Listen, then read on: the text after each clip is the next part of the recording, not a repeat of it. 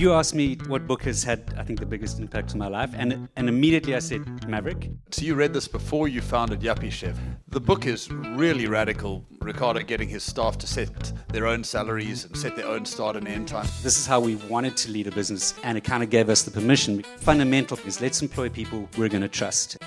Every order came with a card. This is where we can show that they're real people, and it needs to be handwriting. And there were full-time card writers. We could do things that were risky, and we come up with the idea of holding this domain ransom.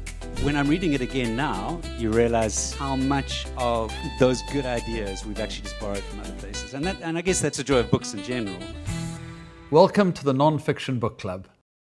It is my great privilege to introduce our guest for tonight, Andrew Smith.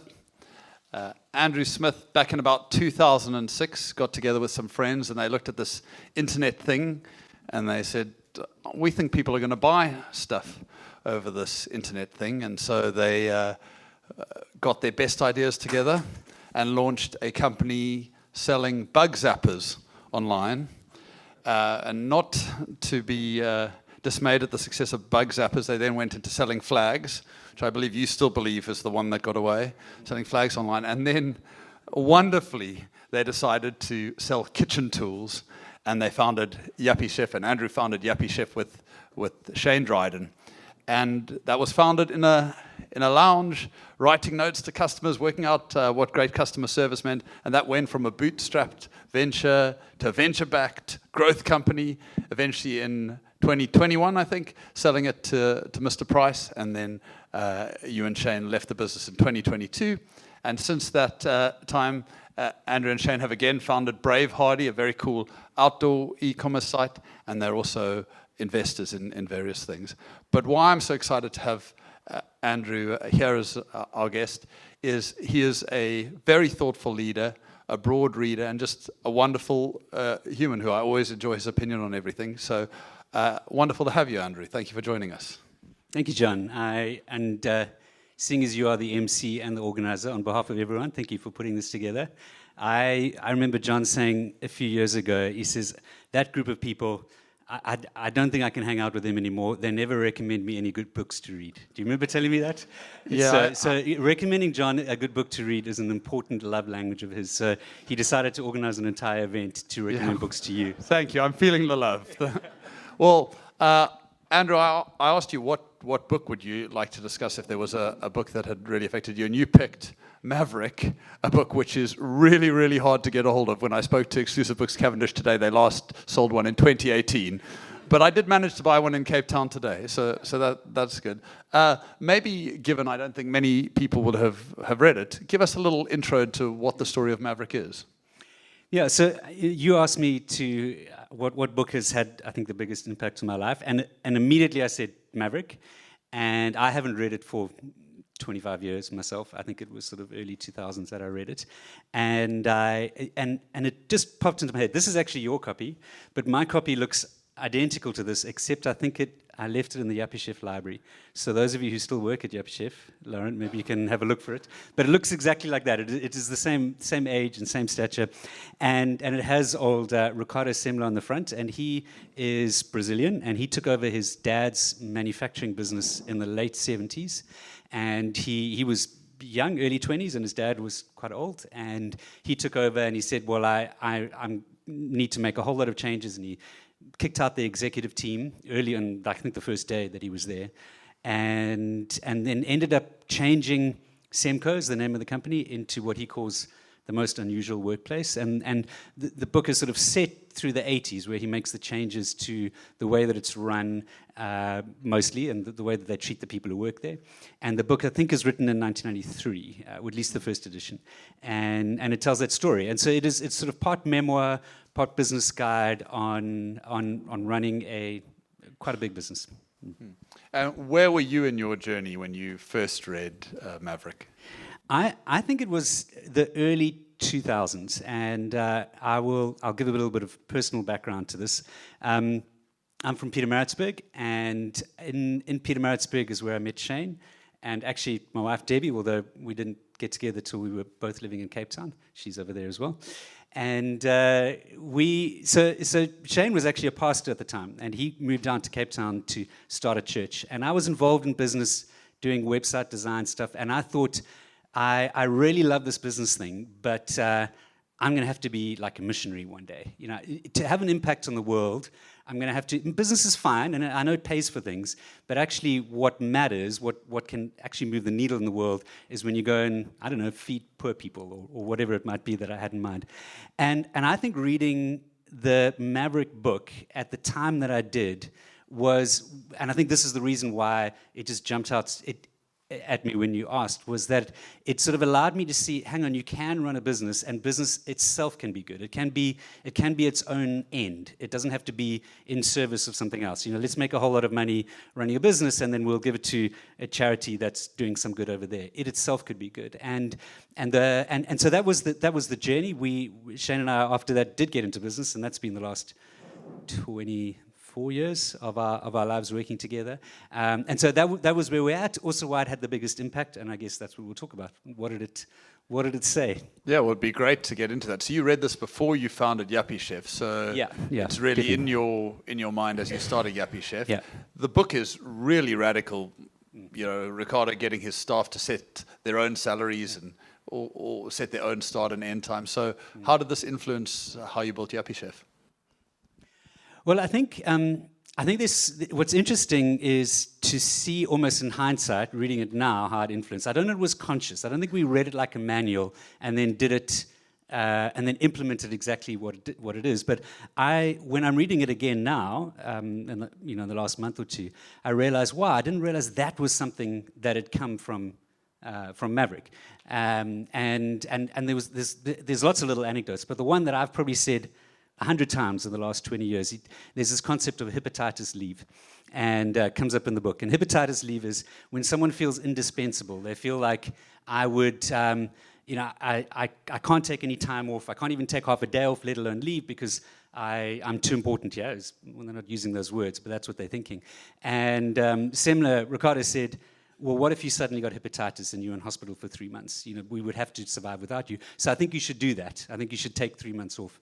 And I remember using the phrase hepatitis leave so many times, and only now reading and thinking, okay, that's where it came from. So I think it influenced what we were doing without me necessarily reading it like a manual. What I think is maybe more interesting to say is that did it almost just affirm the innate ideas that we always wanted to do. You know, this is how we wanted to lead a business, and it kind of gave us the permission because here was someone who was doing it in an even more radical situation to us. You know, manufacturing in Brazil in the 80s, dealing with trade unions, dealing with a really economy that was up and down. I mean, at times there was, I think, 80% inflation a year. And so all the things that we could have thought, well, we couldn't do that in our circumstance. It was almost a permission to say, no, you can. But some of the ideas were perhaps inside us already. I mean, fantastic. So it would be wonderful to understand some of those things you did with the permission. Yeah. You know, right from those early days when you were operating out of your lounge all the way through becoming a scale company. So, I mean, a massive principle in the book is about trust and trusting employees. And I think the first person we employed, when we were still running Flag Hit, Bug Zapper, Yuppie Chef was getting off the ground, and we employed Mike. And he was going to be a bit of an all-rounder. He was going to pack some of the orders and work on the website. And Mike was going to work in my lounge, and I had, I don't know, at least one child by then, maybe two. So the problem with knowing so many people in the audience is that they can fact-check. That's why we got him here. So I'll keep the answers vague. And so Mike was going to be in my house even when I wasn't there and Shane wasn't there, and he was going to walk down the passage and use the bathroom. He swam in the pool on a hot day. He had his lunch at the table. And so there was this idea that we can't just look for someone who has the technical skills in order to do the job. We have to find someone who we would literally trust with our families, with my wife and kids. And so there was something there which is, I think that was quite fundamental from the beginning, is let's employ people we're going to trust and let's treat them as adults. And in fact, the right at the back, the sort of appendix of the Maverick book, he puts their company manual. I don't know what it's called, company guide, and it's basically a set of cartoons, and it's saying these are the principles for working there. But almost all of them are, we trust you.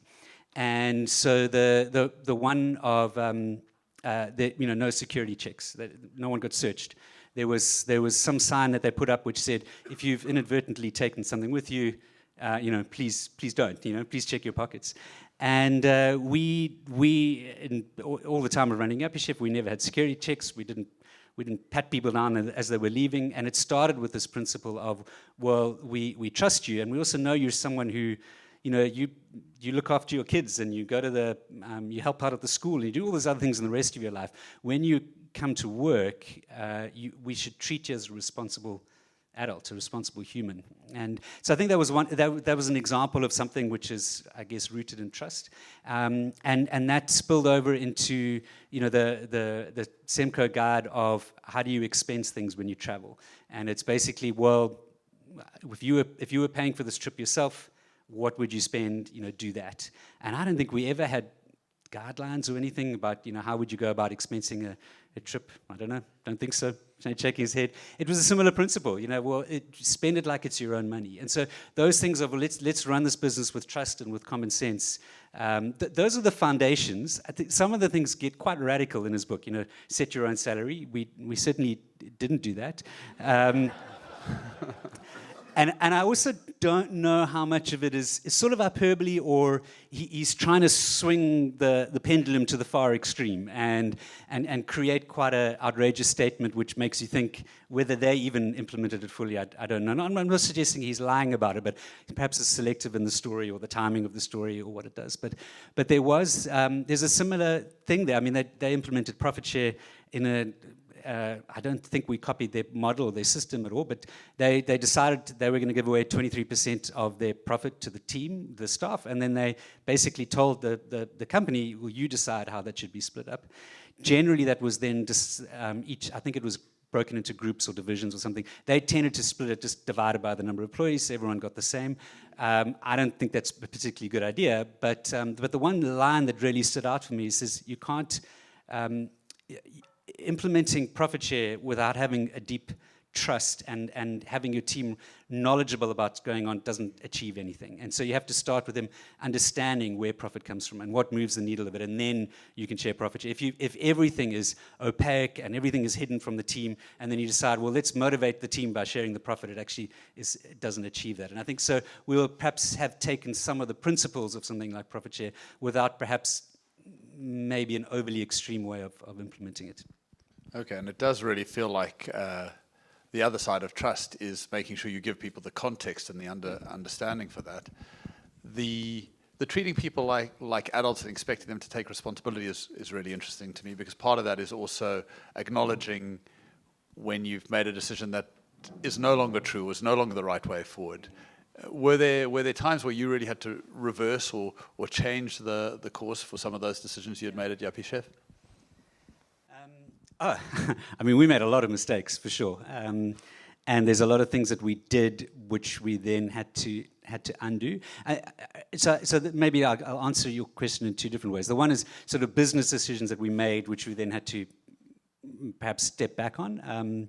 And so something like there was free delivery on everything, and then in about 2015, there's no longer free delivery on everything. Now, that doesn't mean it was a mistake. It was just a change of decision. But we've spoken for so long about why there will always be free delivery, even if it's a spatula to Kuruman, it doesn't matter, and we're going to be generous in that way. So that's an example of something which is we did it and then we changed our mind. There will be other things like selling beer. It's a terrible idea to try and sell beer online. We did that. It didn't work. We stopped selling beer, actually only in COVID, when we finally decided, okay, that's enough. We can't do this anymore. So those are sort of business decisions that we changed our mind on. But there's maybe another thing which I touch on this. It's not exactly what you asked, but something which is interesting is quite clearly, Ricardo Semler says, this idea of we're not a family. And I think when we say the word trust, you can automatically jump to going, well, businesses should be like a family. And I remember one very clear circumstance where someone stole something from us in the within the company, and we knew that it had been stolen, and we said, come forward now, and they didn't. And then later, when we found out that they had, we then had to in their employment. I don't know what the correct legal term for that is. I'm just going to say they were no longer employed for us. You did the appropriate legal thing at that time. There we go. And I spoke in front of the company, and I said I had stolen from my parents when I was very young. I went into the little tray that keeps their cash, and I took the coins. And as I was sort of sneaking back down the passage, my parents bust me. My dad busted me and said, "Hey!" And I didn't get kicked out of the family. I remained their child. And so I said this in front of the company, and I said, Yup Chef is like a family, but we're not a family. If you steal from us, your employment will end. And so there's an idea that trust and treating like a family and this sort of kumbaya nature of it has to end sometimes. And I don't think we ever made the mistake of going too far, but there were at times things that we have to say, well, there is a limit. There's a limit to what we do. In fact, maybe we've gone a little bit too far and we have to pull it back, which is maybe different to a mistake, but there were boundaries for sure. Yeah, there's the trust piece, but I guess when people say, "Oh, I'd love to trust my teams, but I'm worried about people taking advantage of me." So I guess that's a little bit of what you're saying, is that still having the limit and the clear expectations around people. Yeah, and I think work from home is a fascinating topic at the moment, and work from home is fraught with this idea of do we trust people to do this? And interestingly, Semler writes about working from home in the 80s and how important the fax machine was for when he worked from home. It wouldn't have. We kind of think of, well, COVID was the time people started working from home, and he talks about how it's there's less distractions and it's so much better, and you don't have to sit in traffic and all the reasons that people say, but it requires trust. But what comes on the other side of trust was, well, I don't think you should be able to work from home because I don't trust that you're actually getting enough work done, and I think you have a sleep on the couch after lunch. And so how do we weigh up those two things? I don't think there's easy answers for that, but good questions. Well, you had to wrestle with them because you led a business through COVID. Where did you settle on the work from home? So I'm not a big fan of work from home myself now. I mean, obviously COVID forced something to happen, and it worked well, mainly because I think the internet had progressed to a state where people could do the large majority of their jobs. What was always tricky in Yuppie Chef is that we had physical products in a warehouse that needed humans to move them around, and we had physical stores where people had to be there serving the customers. So it was always quite difficult to make some blanket statement which said, this is what we think about work from home. There were always caveats, and it was always caveat around, if your role can handle it, and so it was we were always, I guess, but 1 foot in and 1 foot out. And when Shane and I left in 2022, I think we were at that stage coming out of COVID we were out of COVID, but I mean, it was then people deciding what is the future. And I'm quite glad I didn't have to make those decisions, because I think that those are really hard. So in a way, we were in we left before the real rubber hit the road of what do we really think about this. Where we work now, the Brave Hardy and the company, there's 5 of us, and we actually enjoy being together in the office. And I don't think we will employ fully remote people, because I think we see a lot of benefit in it, but there can still be flexibility. Yeah, and that's a key thing for me, is knowing what you're inviting people to when you hire them, right? Some companies are going to invite people to, hey, this is a place where you come together to work. Other companies are going to be able to invite people to a dispersed workforce type of thing. Yeah, I think the transition of expectations is the hard part. And what made it potentially worse is people who got hired during a very remote COVID time and then were told to come back to work, but they actually now lived in Plet or something. The transition is hypothetically, no names mentioned. It seems to be a commonplace for remote workers to live. But yes, the transition is a lot harder than clear upfront expectations. Okay. I want to talk about something that's so iconically a Yuppie Chef, and maybe we can work out if it's got a link to this. It's the cards, right? Yuppie Chef, every order came with a card, and then I remember the magnet. So I'd love to understand how that came into being, and then what must have been a very hard decision to do it differently. So, I mean, the story goes that the first person who bought from us who wasn't a family member or a friend, her name was Denise, and this was in November, and we had launched in August. So September, October, November. So someone 3 months after launching buys who isn't, Debbie or Shane's dad. And I say, like, Shane, do you know who Denise is? And he says, no. And he says, this is a stranger. And so the idea of... Yes! The idea of putting something in a box and sending it to this person, and in their minds, they're imagining some robotic arm in a warehouse who's packing their order, and we wanted to show that there's a human on the other side. Now, to be perfectly honest, I don't know whether Denise got the first card, but it was very early on when we had this idea of this is our human interaction that we have. This is where we can show that they're real people, and it needs to be handwriting. It wasn't actually a card; it was an A4 piece of paper. The first one, dear, let's just say Denise, thanks for ordering from us, and it was put into a silver envelope that we bought from Mary Pack, probably 5 at a time. I don't know. And that's what it always was. There were never templates. There were never. We tried to say something about the order, so it was whoever was writing the card saw what was in the order on a screen, not the physical products, but then and what the person had written before. So there's a human here. They know who you are. They know what you've bought, and beyond that, write whatever you want to write. And it was for a long time. I'd say maybe 10 years. The system actually didn't let you send the order without a card. You wouldn't be able to sort of complete the process. Every order had to have a card, and there were full-time card writers, and then there were everyone else chipping in. You just glossed over it. There were full-time card writers in the Yuppie Chef business. There still are, Lauren. Yeah, still are, multiple. There were full-time card writers, and then everyone else filling in those gaps. So there'd be an urgent message like, help, write some cards, and we would write some cards. There's probably someone who got a card from Andrew or Shane, even though we didn't. A few hundred over the years. But I think there's been more than 1 million. I don't know what the number is, handwritten cards. And the time came when I think two things. One is we said we're going to stop writing cards because we thought it's now losing what it's supposed to be. It's supposed to be a human on the other side feeling like they're connecting with a human. And when you receive the 50, let's say you now regularly buy coffee or something that is regular, and you get the 15th card saying, "Dear John, thanks for buying coffee," like it's become something less meaningful. And then on the person writing the side, and it just becomes, and the card writer can write, I don't know, 150, 300, something in that range of cards a day. It doesn't actually mean anything. And so we actually said we're stopping, and then we realized, no, we can't stop, and we undid it. But we changed it at some point to saying, well, let's write as many cards as we can, and we'll prioritize first-time buyers and people we haven't written to for a very long time. So if you ordered 3 times in a week, you might get it once, but you're not going to get all 3. But it's something that's so iconic.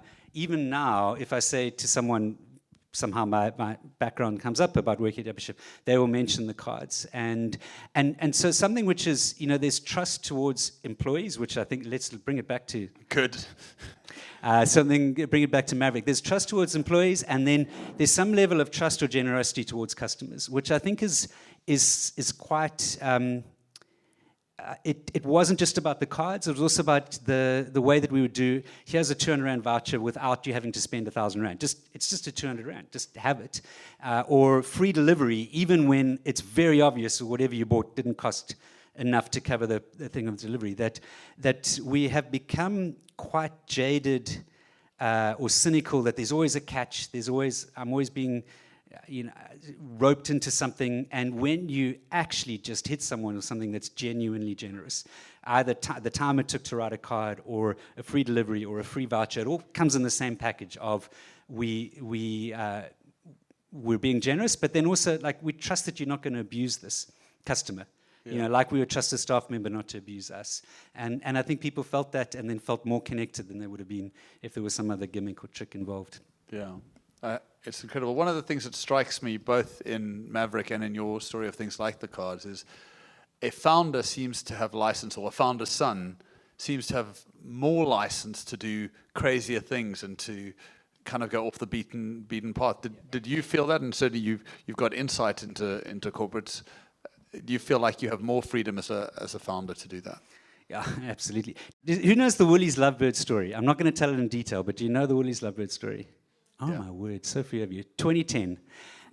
Very quickly, Woolworths did a Valentine's campaign, and they put out all these posters. It was something to do with tweeting. Twitter was early, and they put Woolies love birds, or bird.co.za on their posters, but they hadn't bought that domain. They bought the other domain, and we bought the domain on the 31st of January. You Sunday stole night. their domain. No, we bought a domain that they hadn't registered. And Monday morning, the 1st of February, we come into the office, and there's probably 5 of us who work together, including the 3 directors and shareholders, Shane and I and Paul, the third partner. And we come up with the idea of holding the Woolworths, well, this domain ransom, and we're going to get our community to raise money for a charity, and they must match it before we give it back.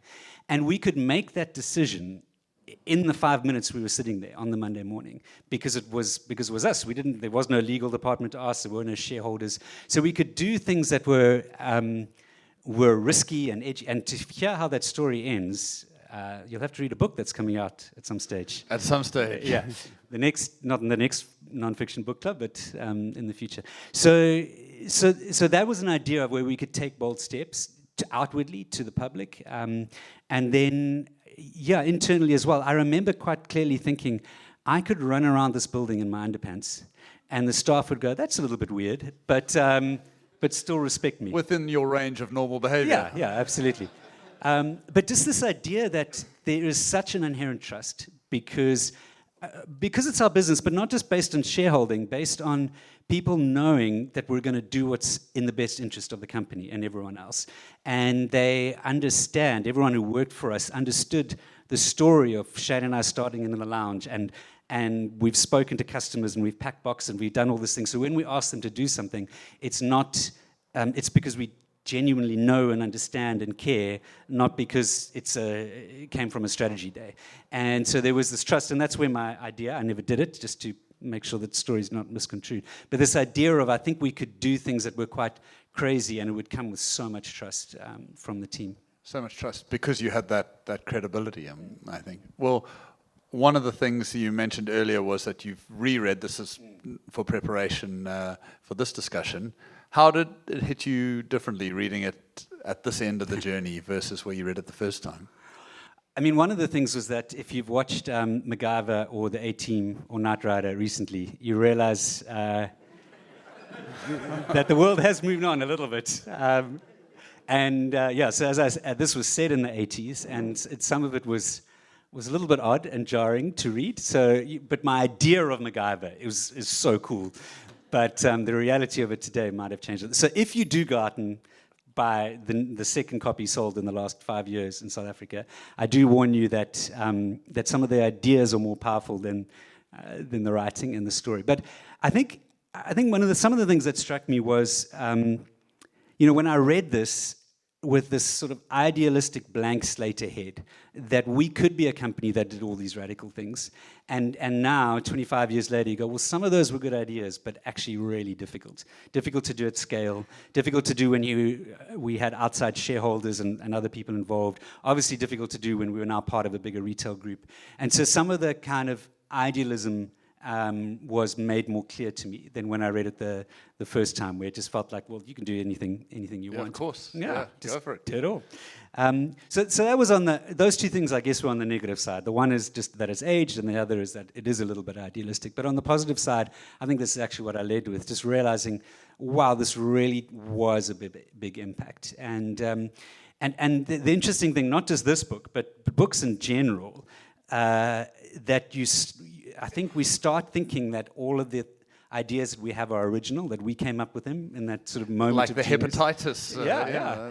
And to realize how much of those good ideas we've actually just borrowed from other places, and I guess that's the joy of books in general, and not just this book in particular. And so I was definitely struck by that.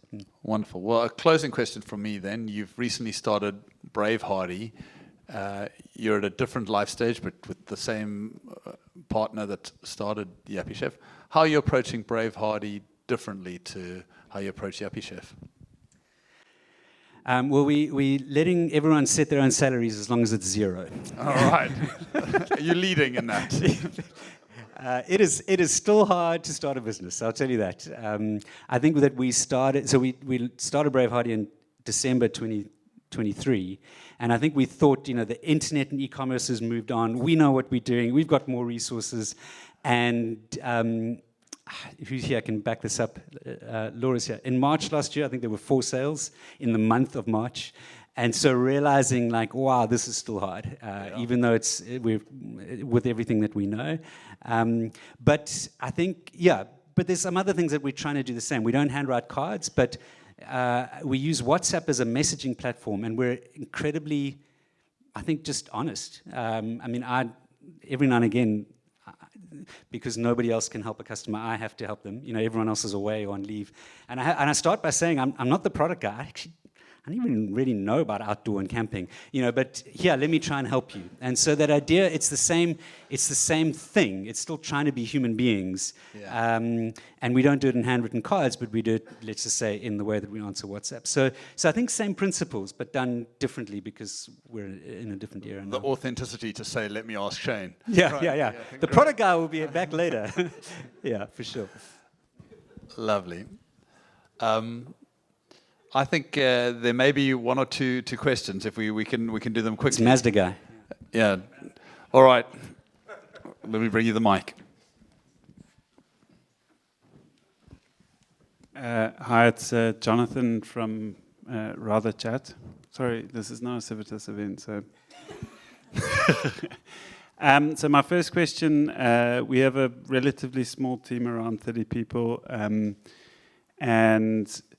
there's a huge amount of trust within the business, and I think a big part of trust is recruiting the right people. But just understanding, does trust scale as you would hope it would, or do you reach a point where it's just like, okay, now there's just too many people and too many dynamics and politics emerging that throw that off course? Yes, I think it can scale. I think it is very difficult, and some things definitely change. There's certain things that they're not necessarily tricks, but they are things that are important. So I'll tell you one anecdote. Maybe that's the best way of saying it. When we left August 2022, we left Yapishef, and the team there made a book for Shane and I, full of photos and stories and everything, and was quite amazing to see what people remembered. And there was more than one that was along the lines of, I remember the first day we were sitting in the kitchen, and you came down and sat next to me with your lunchbox, and you knew what my name was. And that's what someone remembered 5 years later when we were leaving. And so I think it's like, well, what is that? What do you need to do? Mainly the leadership, but it then spreads out from there.